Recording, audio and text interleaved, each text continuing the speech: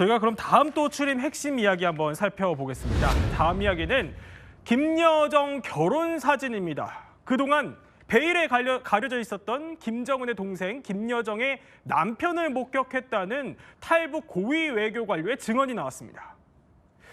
사실 김정은과 다르게요. 김여정은 남편부터 자녀까지 그야말로 통 알려진 게 사실 없었거든요. 그래서 제가 직접 관련된 정황을 아는 전직 북한 고위 관료의 이야기를 직접 들어봤습니다. 들어보시죠. 서로 인연이 있는 것처럼 아주 말이 잘 오고 가더라고요. 저희 장인 장모하고 김여정하고 이 김여정 남편 되는 사람이. 그래서 서로 말이 오고 간 이후에 쭉 보니까 이 사람이 그 결혼식 때 찍은 사진을 집에 가지고 있었습니다. 저희 처갓집에. 기념사진이라고 해가지고 장인 장모가 김여정이 결혼식 때 참가했습니다. 그러니까 초대를 받아가지고. 그러니까 장인 집에 자, 조한번 박사. 김여정의 결혼식 사진이 있었다는 겁니다. 근데 그동안 사실 김여정 남편이 뭐 여러 가지 설이 많았잖아요. 노동당 뭐 하급 관리 집안 자제다. 아니면 아예 뭐 최룡해의 아들이다. 이런 설까지 돌았었는데 이렇게 얘기를 하더라고요. 당시 결혼식에 황병서, 최룡해 줄줄이 잘 나가는 뭐 간부들이 다 참석을 했었다고 해요. 그러니까 일단 최룡해의 아들은 아닌 거예요. 그렇죠? 그건 나올 때부터 신빙성이 떨어진 게요. 예. 왜냐하면 김씨 일가는 거의 신적인 존재거든요. 네. 그러니까 정략 결혼을 안 해요. 그러니까 김경희, 예. 김정일 여동생, 김일성 딸도 장성택을 자기가 골랐어요. 아, 그래요. 그래서 김일성이 반대를 했거든요. 그러니까 민간인 신분의 장성택을. 그렇죠. 예. 그러니까 자기들은 마음대로 고를 수 있으니까 정략 결혼을 왜 합니까? 자기 마음에 드는 사람 고르지. 그래서 아버지가 반대하니까 울고불고해서 결혼했다는 거거든요. 네. 그러니까 김여정도 제가 듣기로는 연애 결혼입니다. 네. 정략 결혼해야 될 이유가 없잖아요. 모든 걸 다 가졌는데. 그러니까 김여정 연애 결혼이다. 저희가 비하인드 스토리를 조금 더 들어봤는데 그건 잠시 뒤에 저희가 또 짚어보기로 하고요. 일단 류 대사대리가요. 2014년 9월에 김정은의 어머니인 고용희의 묘소를 갔다가 자기 장인을 이렇게 불렀다고 해요. 김여정이 실장 동지 잠깐만 와보세요. 이렇게 얘기를 해가지고 만났다는 거예요. 그래서 남편을 봤는데 당시 남편이 총정치국 조직부 군단 지도과 부부장이었다고 합니다. 그러면 자 이거 총정치국 조직부 군단 지도과 부부장 얼마나 높은 직책입니까? 일단 이제 결혼하고 나서 김여정이 컸을 때는 실장 동지 그랬고요. 어릴 때도 이제 그 유엔호 대사대리 장인을 부를 때는 그때는 실장 아바이 이렇게 불렀다고 그러거든요. 그래요? 그런데 이 총정치국은 뭐냐 우리하고 다르게 이 총참모부는 우리 치면 합참. 네. 근데 이걸 관리하는 정치국, 감시 정치 군인들이 따로 있어요. 그러니까 여기가 더 세요. 네. 그러니까 여기서 인민군을 감시하는 데서 핵심 간부니까 예. 인민군 내에서 핵심 보직에 있는 거죠. 그럼 우리로 치면은 어떤 보직에 있다 이렇게 볼 수 그런 건 있어요? 없는데 우리를 치면 이제 정보사의 핵심 간부다 이렇게 보면 되겠죠. 정보사의 조직을 관리하는 핵심 간부에 그렇게 볼 위치해 수 있죠. 있다. 정보를 그러니까 동향을 군 동향을 관리하는 핵심 간부다 그렇죠. 네. 그러니까 원래부터 그 사람이 아니었던 거고 김여정의 남편이 된 뒤에 저런 직위를 받았겠군요. 제가 알기로는 그 집안 자체가 예. 아주 탁월한 권력자 집안은 아닌 걸로 알고 있어요. 아, 그래요? 그런데 이제 그래도 김일성대 들어가고 저 정도 되면 어느 정도 기반이 없으면 안 되죠. 그러니까 아주 학급은 아닌 거고 상당한 어떤 지위에 있는데 우리가 알고 있는 뭐 최령이나 뭐 이런 쪽은 아닌 거죠. 네. 그렇다면 자 김여정과 남편은 도대체 어디에서 만났을까요? 백두혈통은 어디서 만나서 결혼하는지 궁금했는데 아까 연애 결혼이라고 해주셨어요. 그래서 이 부분에 대해서도 답을 들을 수 있었습니다. 저희 장인어른이 하는 말이 김일성 종합대학 6개월 특설반이라고 있었답니다. 순수 김여정을 위해서 따로 만들어놨던 6개월짜리 특설반 같아요. 남자 몇 명, 여자 몇 명 해가지고 대학 졸업한 친구들 위주로 해서 거기에 6개월짜리를 만들었다고 하더라고요. 자, 이남희 기자. 그러니까 원래 김일성 종합대학은 류 대사대리에 따르면 한 5년짜리 코스가 보통 정규 과정이라고 해요. 근데 김여정을 위해서 속성 코스 6개월 반짜리를 따로 만들어줬고 여기에 선발된 비슷한 또래의 남녀 몇 명이 모여 있었다는 겁니다. 거기서 남편을 만났다는 거예요? 그러니까요. 방금 연애 결혼이라고 하셨잖아요. 저는 이렇게 해석을 해봤습니다. 북한식 자만추. 그러니까 자연스러운 만남 추구. 네. 1대1 미팅도 아니고 굉장히 그러니까 좀 아마 좀 우수한 인재로 보이는 분들, 보통 6개월이라고 하면 우리나라는 무슨 최고가 경영자 과정 이런 것들도 생각나는데요. 우수한 인재들을 같이 공부하게 해놓고 거기서 뭔가 또 예. 좋은 감정이 생겼기 때문에 그래서 연애 결혼에 이른 게 아닌가라는 생각이 드네요. 아까 연애 결혼 해주셨는데, 그러니까 6개월짜리 속성 코스에서 일종의 자만추한 거다 이렇게 설명을 해주신 거예요. 이게 진짜 신빙성 있는 말이에요? 일단은 김일성대 특수과정, 예. 정규과정은 아니고 특수과정을 나왔다는 얘기는 거의 정설로 알려져 있어요. 아, 그래요? 그러면 이게 특별하게 김여정을 위해서 만들어준 것도 그렇게 볼 수도 있어요? 김여정을 위해서 만들어졌는지 모르겠지만 예. 어쨌든 간에 정상적인 과정을 거치지 않은 특수한 자제들만을 위한 건데 예. 그런데 그런 자제들만 위한 이 일반적인 다수를 위해서 만들지는 않아요. 그러니까 김여정을 위해서 만들었을 가능성도 개연성도 배제할 수는 없죠. 그런데 자, 우리가 류현우 대사대리의 증언을 토대로 저희가 지금 계속 얘기를 하고 있는데, 그러면 시청자분들이 이 부분이 궁금하실 것 같아요. 그러니까 이런 1급 기밀을 알 만한 분이 많냐, 특히 이 장인어른에게로부터 거의 다 들은 얘기다라고 설명을 하는데, 그럼 이 사람과 장인어른이 누굽니까? 믿을 수도 있는 사람입니까? 이제 어떻습니까? 말을 조심해야 될 것 같은 게 예. 제가 유 대사대리하고 친하거든요. 예. 장인이 전일춘인데 노동당 39호시 실장, 소위 말하는 김밀씨 일가 금고직이에요. 네. 근데 이 유현우 대사대리는 그 전일춘 집에서 십몇 년간을 같이 살았어요. 아, 대릴사예요. 그래요? 그러니까 김정철, 그다음에 김정은, 김여정 어릴 때부터 여러 차례 본 거예요. 그러니까 아마 유 대사대리가 북한 최고 지도부 네. 김씨 일가 동행에 대해서는 가장 많은 정보, 가장 신빙성 있는 정보를 알고 있을 거예요. 유 대사 대리는 그걸 직접 목격한 사람이고 예. 장인한테 들었거나 나머지는 다 이제 사실은 간접적인 거죠. 그러니까 그 김씨 일가의 동향에 유 대사 대리가 하는 말들은 저는 확신합니다. 네. 또 이렇게 북한 전문가께서 확신할 정도면은 신원이 그야말로 확실한 또 고위급이라고 볼 수 있는데, 자, 그러면 최고 존엄의 여동생 결혼식은 어떻게 열렸을까요? 좀 이것도 제가 물어봤어요. 그랬더니 결혼 사진이 좀 특이하더라고요. 그러니까 김여정의 결혼 사진인데, 그런데 신랑 신부가 중심이 아니고 김정은 리설주 부부가 센터를 차지했다고요? 그러니까요. 보통은 당연히 우리 결혼 사진 찍으면 신랑 신부가 중간에 서야 되잖아요. 예. 근데 이제 최고 존엄은 다릅니다. 지금 저희가 원래 단독 입수를 하고 싶었지만 이거 비밀이잖아요. 그래서 들었던 증언을 토대로 이렇게 사진을 재구성해봤습니다. 결혼 사진인데요. 중간에는 바로 김정은 리설주가 있었는데요. 이 센터 본능 어떻게 보셨는지 또 류 대리대사 얘기 들어보시죠. 김정은이하고 리설주가 가운데 있고 그 옆에 신랑 신부가 있고 쭉 옆으로 섰습니다. 사람들이. 북한은 신랑 신부보다도 김정은이가 참가했으니까 김정은이가 주인공이 돼야죠. 치마 저고리 입고, 그러니까 여기서 북한에서는 조선옷이라고 하는데. 자, 조한범 박사. 예. 보면은 다시 설명을 하면, 그러니까 보통 통상 부부라고 하면은, 자, 이 자리에는 부부가 섭니다. 웨딩 드레스를 보통 입죠. 그런데 한복을 입은 두 여인, 김여정, 리설주가 보이는데, 김정은 리설주가 가운데 서고 왼쪽에 김여정, 오른쪽에 김여정 남편이 선 사진을 봤다는 거예요. 이거 우리로 치면 사실 통상적인 사진은 아닌데 북한이 선 이렇게 할 수 있나요? 어떻습니까? 북한은 당연하죠. 왜냐하면 김정은은 나는 신이다거든요. 그런데 김정은이 남의 이 들러리로 옆에 설 수는 없잖아요. 예. 그러니까 저 사진은 당연한 겁니다. 그러니까 김정은이 가운데 서고 나머지가 들러리가 되는 거지. 아무리 자기 동생 결혼이라 하더라도 네. 김정은이 들러리를 쓸 수는 없는 거죠. 그러니까 지금 북한의 문화에서는 저게 당연한 거고 하나도 이상하지 않습니다. 그래요. 그런데 제가 또 하나 얘기를 들은 게, 자, 이 결혼식에 저는 사실 백두혈통 결혼식이다 하면은 뭐 김정은, 김여정 뭐 가족끼리 이렇게 노동당 청사에서 뭐 오붓하게 하든지 비공개로 하든지 저는 그렇게 할 줄 알았는데 그게 아니라 최룡해, 황병서, 당시 통일전선부장이었던 김양곤까지 뭐 줄줄이 다 갔다는 거예요. 그럼 간부들을 죄다 불러모고 비공개로 한 게 아닌 거잖아요. 그러니까 김정일 시기와 김정은 시기가 달라요. 네. 그러니까 김정일 시기는 은둔주의, 비밀주의거든요.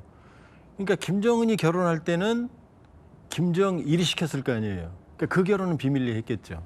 근데 김정은에 들어오면은 보통 국가와 공개적인 일반적인 방식을 많이 따르거든요. 네. 그러니까 김정은이 지휘해서 김여정 결혼식이 이루어졌으니까 다 불러 모은 거죠, 측근들을. 그러니까 김정일 시기와 김정은 시기는 은둔주의냐 아니냐에서 상당한 차이가 많이 나죠. 네. 뭐 전제 이렇게 또 북한 고위 관료를 통해서 김여정의 결혼 비화가 나온 건 사실 이번이 처음입니다. 그런데요, 또 하나 눈길을 끄는 거는 지난해 말이죠. 신년 경축 공연이 열렸는데 여기에 저렇게 김여정의 자녀들로 추정되는 아이들까지 공개됐었어요. 그렇습니다. 손을 잡고 걸어가는 모습이 포착이 된 건데요. 김여정 부부장의 자녀들이 공개 석상에 등장한 적이 없었습니다. 그러다 보니 자녀들로 추정되는 아이들과 손을 잡은 모습이 조금 더 주목이 됐었는데 이 당시에 이제 다른 간부들도 가족들과 동반해서 행사장을 찾았기 때문에 자녀들로 추정된다. 특히 국정원 보고상 2015년, 2018년에 출산한 걸로 추정되는데 네. 지금 보시는 아이들의 연령대가 그 나이하고 유사해 보이기도 합니다. 하지만 또 주목된 점이 이 김여정 부부장의 자녀 같은 경우는 기빈석에는 못 앉았거든요. 아, 예. 사실 김주애가 앉았던 그 모습과는 또 대비되는 장면이기도 했습니다. 김 위원장 바로 옆에 김주애가 앉아 있었고 또 기빈들이나 간부들이 김주애에게 이제 인사하는 모습도 포착됐었기 때문에 김 여장의 자녀와 김주애의 또 그 대우가 크게 다른 모습도 회자되기도 했었습니다. 자, 조한범 박사. 그런데 류 대사대리한테 제가 또 들은 게 이 얘기를 들었어요. 2015년 한 4월쯤에 자기 장인어른을 통해서 김여정이 딸을 출산했다 이런 얘기를 들은 기억이 있다는 겁니다. 그러니까 우리 국정원도 한 2015년쯤에 딸을 출산했을 거다라고 추정을 하고 있는데 류 대사대리 증언이랑 좀 겹치는 건데 그래서 자기는 김여정의 첫째가 딸이라고 확신을 한다 이렇게 또 설명을 하던데 자 영상을 다시 한번 볼까요? 영상을 보면은 자 여자아이가 보이는데 지금 영상이 저게 한 2024년이니까 2015년에 딸을 출산했다고 들었으면은 지금 한 9살, 10살쯤 여자아이입니다. 김여정 딸일 가능성이 매우 큰 거잖아요. 그러니까 2015년경까지만 해도 유 대사는 평양과 직접 가거나 교류가 많았거든요. 예. 그런데 유 대사가 전한 얘기에 따르면은 노동당 39실이 해외에서 물건을 직접 많이 사거든요. 네. 그 당시까지만 해도 아들 옷은 산 기억이 없답니다. 아, 그래요? 주로 김씨 일가의 딸 옷을 많이 샀다고 그러거든요. 그러니까 김주애까지 포함, 김주애는 2013년생이거든요. 네. 그러니까 2015년생까지는 아들은 없었다고 추론해 볼 수가 있죠. 김씨 김여정 포함해서. 일가에는 그렇죠. 아들이 없었다. 김여정 예. 포함해서. 그런데 자 평창올림픽에 내려왔을 당시에 김여정이 좀 배가 불러 있는 거 아니냐 이런 추정들이 나왔었고 당시 정보당국도 김여정이 임신을 한 상태로 내려왔다 이렇게 추정을 하기도 했는데 저 때가 2018년이거든요. 저 때 만약에 아들을 임신하고 있었던 거면은 지금 아까 그 영상에 나오는 아들 또래 정도예요. 그러면 거의 또래가 맞는 게 저게 그 2018년 초잖아요. 예. 겨울이잖아요. 그럼 여름 정도에 그 출산을 했을 거거든요. 그럼 그 키가 맞죠. 7살 아들은 딸은 10살. 요 시기가 거의 맞죠. 그러니까 그래요? 우리 정보당국도 그걸 토대로 자녀일 가능성을 추정하고 있다 이런 게 입장이었어요. 그럼 이 부분이 제일 궁금해요. 왜 저렇게까지 데리고 나와서 얼굴을 대대적으로 보여줬을까? 저거는 지금 북한 지도부가 등장하는 장면이에요. 나머지는 다 부부 관계거든요. 예. 김여정은 이제 자녀를 데리고 나오는 거죠. 근데 북한에서는 남자 행사에 여자는 따라가도 여자 행사에 남자는 못 따라가요. 권위주의 문화이기 그래요? 때문에. 예. 그러니까 자연스럽게 지도부가 등장하는 모습인데 그러나 저 모습은 그냥 엄마가 아이를 데리고 가는 거고 김정은이 김주애를 데리고 들어갈 때는 이건 완전히 후계자 구도인 거죠. 그러니까 후계 구도, 권력 구도랑 아무런 관련이 없는 사진이다 이렇게 볼 수 있죠. 그렇군요. 이런 가운데 북한 소식 하나 더 짚어보겠습니다. 오늘 오전에 전해진 소식인데 금강산에 있는 이산 가족 면회소를 북한이 철거한다 이런 소식이 전해졌습니다. 자, 조 박사님. 그런데 이거 사실 북한 거 아니고 우리 거잖아요. 우리가 한 돈 수백억 원 들여서 지은 우리 자산인 건데 이걸 철거한다 이게 말이 됩니까? 어떤 시설이죠? 뭐 개성도 이미 다 손댔고요. 예. 우리 측 모든 자산을 손대고 있으니까 통일민족 개념을 삭제하고 완전히 타국으로 가겠다. 이게 첫 번째 목적이니까 남아있는 금강산 지구에 우리 재산도 철거하는 거고요. 네. 두 번째는 김정은이 가지고 있는 그랜드 디자인이 관광이에요. 말식령 스키장, 원산 갈마 해양관광단지, 통천지구, 서광사지구, 울림폭포, 예. 금강산 요 6개가 거대한 국제관광지구로 개발하려고 하는 그렇죠. 거거든요. 예. 근데 여기 금강산이 우리 자산들이 들어있거든요.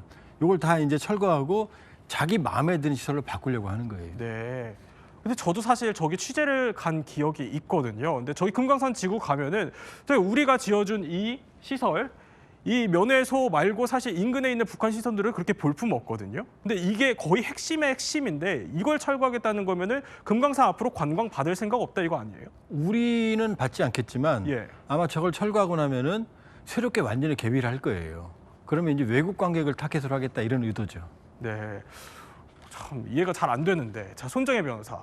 그런데 김정은이 철거하겠다는 게 이것뿐만이 아니었어요. 앞서 뭐 개성 남북 공동 연락사무소 폭파시키고 또 뭐 지난 해에는 남북한 연결도로 끊고 이것도 폭파시키고 그래서 북한이 뭐 계속 폭파쇼를 하고 있다 이렇게까지 지적을 했는데 이렇게 우리 시설 특히 이산 가족의 염원이 담긴 우리 시설을 이렇게 맘대로 없애는 게 이거 소송 걸어야 되는 거 아니에요? 법적 조치 가능합니까? 네, 소송의 대상이 될 수 있습니다. 불법 행위이죠. 우리나라 자산에 대해서 합의 없이 이것을 무단으로 재산권을 침해하는 행위이기 때문에 앞서서 정부에서도 강력하게 경고했고 이 부분과 관련해서 불법이다라는 주장을 했었습니다. 2020년 6월에 남북 공동연락사무소가 이제 폭파가 됐는데요. 네. 이와 관련해서 3년 안에 대한민국 정부가 북한을 상대로 40억 규모의 손해배상 청구도 지금 제기된 상황이거든요. 이번 역시 재산적 손해에 대해서 손해배상 청구 검토 가능하고요. 다만 이제 판결이 나온다고 하더라도 집행의 가능성이 있느냐라는 부분은 변론의 문제이지만 하지만 이런 소송 제기를 통해서 불법적이다, 우리 재산권을 침해했다라는 강력한 경고는 할 필요성이 있어 보입니다. 그런데 손정혜 변호사, 뭐 이렇게 되면 사실 이산가족 상봉의 핵심 시설이잖아요. 이거 사실 더 요원해지는 거 아닌가 이런 우려들도 나올 것 같은데 사실 이산가족 상봉의 역사를 보면은 과거에 뭐 서울과 평양을 오가면서 열리기도 했었고 특히 많은 사람들이 기억을 하는 게 1983년 처음 이산가족 상봉 찾기 이게 일어났을 때 당시 많이 기억을 하시는데 이게 원래는 사실 하루 생방송짜리 단발성 기획이었는데 이게 엄청 연장이 됐던 거라고 해요. 그렇습니다. 대한민국 국민이라면 이 방송을 안 보지 않으셨을 것 같습니다. 누가 이 사람을 모르시나요? 이 프로는요, 83년경에 이제 방송이 됐는데 처음에는 단발성인 방송이었습니다. 1시간 30분으로 계획했다가 예. 연장 릴레이 생방이 진행되면서 무려 138일간 454시간 동안 생방송이 진행이 됐고요. 그러다 보니 단일 생방송으로는 세계 기록이 달성될 정도로 정말 이렇게 생방송이 길게 이루어질 수밖에 없고 최고 시청률이 78%에 이르렀다는 것은요. 대국민적, 전 세계적인 관심이 폭발했다 이렇게 말씀드릴 수 있습니다. 이 사정을 보시면 처음에는 신청을 받아서 한 150명을 공개홀로 초청을 해서 이산가족 방송을 시작했는데 전국에 계신 이산가족들이 이제 이 방송국으로 집결을 하기 시작한 네. 거죠. 너무 많은 사연과 너무 많은 어떤 한 명 한 명의 역사와 개인의 아픈 사정들을 듣고 국민들이 정말 한 마음으로 응원을 했었던 상황이고 10만 건이 신청이 돼서 10,000건이 상봉이 이루어졌습니다. 굉장히 역사적으로도 가치가 있을 뿐만 아니라 특히 우리나라의 이산가족 문제의 절박성을 또 알리는 데 굉장히 중요한 방송이었습니다. 그야말로 전 국민이 봤다 해도 과언이 아닐 정도인데 잠깐 노래 들려드리긴 했는데 가수 서른도 씨도 사실 무명이었다가 이 계기로 확 뜬 거라면서요. 그러니까요. 처음에는 누가 이 사람을 모르시나요? 패티김 씨 노래로 유명했고 초기 방송에는 그 노래가 나왔었는데 지금 들으시는 잃어버린 30년. 어머니, 아버지 그 어디에 계십니까? 예. 이 가사로 서른도 씨가 무명이었다가 이 노래로 눈물 버튼을 정말 건드리면서 스타로 뜨게 됐습니다. 그래서 서른도 씨의 또 첫 히트곡으로도 유명했습니다. 박사님 끝으로 조심스럽지만 그럼 앞으로 이 시설물을 철거하겠다는 거는 김정은 이산가족 상봉 안 하겠다 이렇게 봐야 되는 거예요? 이산가족 개념이 사라졌죠. 왜냐하면 같은 민족이 아니라고 그랬으니까요. 예. 다른 나라라고 그랬으니까. 그러니까 적어도 당분간은 남북관계 전망은 가능하지 않다. 다만 트럼프, 김정은이 빅딜을 했을 경우에 어차피 우리한테 보상을 요구하게 되면 새로운 관계는 형성될 수 있겠죠.